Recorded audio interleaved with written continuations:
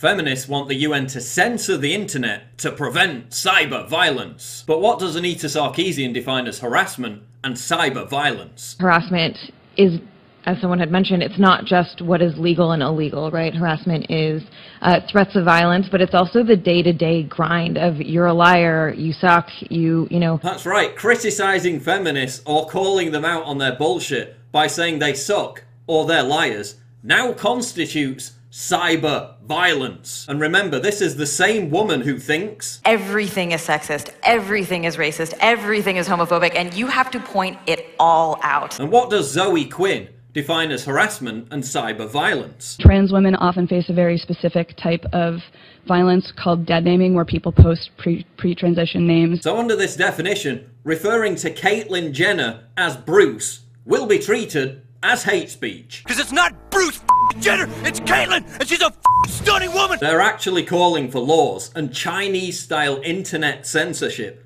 to shut down anyone who hurts their feelings by disagreeing with them on the internet. They got me tweets and it hurt their feelings, and so they had to go to the UN and they had to whine about it. I'm triggered. The UN wants governments to use their, quote, licensing prerogative to ensure that telecoms and search engines are only, quote, allowed to connect with the public if they, quote, supervise content and its dissemination. So if an ISP or search engine doesn't comply with UN-mandated censorship of anti-feminist content, they'll be cut off from being accessible by the public altogether. The likes of Twitter and Facebook will be forced to, quote, proactively police every profile and post, reports the Washington Post. And if you think that's unimaginable, then just look at Canada, where a man faces 6 months in prison for the crime of disagreeing with feminists on Twitter. 54-year-old Greg Elliott was also banned from using the internet for the duration of the trial. And all this will be overseen by an agency which just appointed Saudi Arabia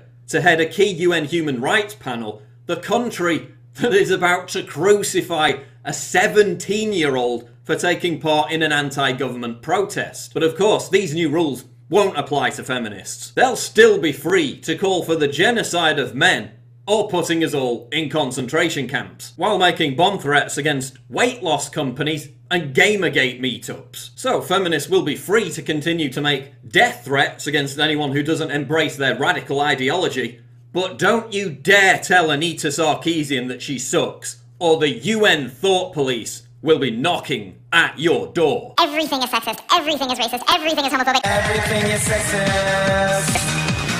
Everything's offensive to people like me. Let's go through the checklist. It's all misogyny.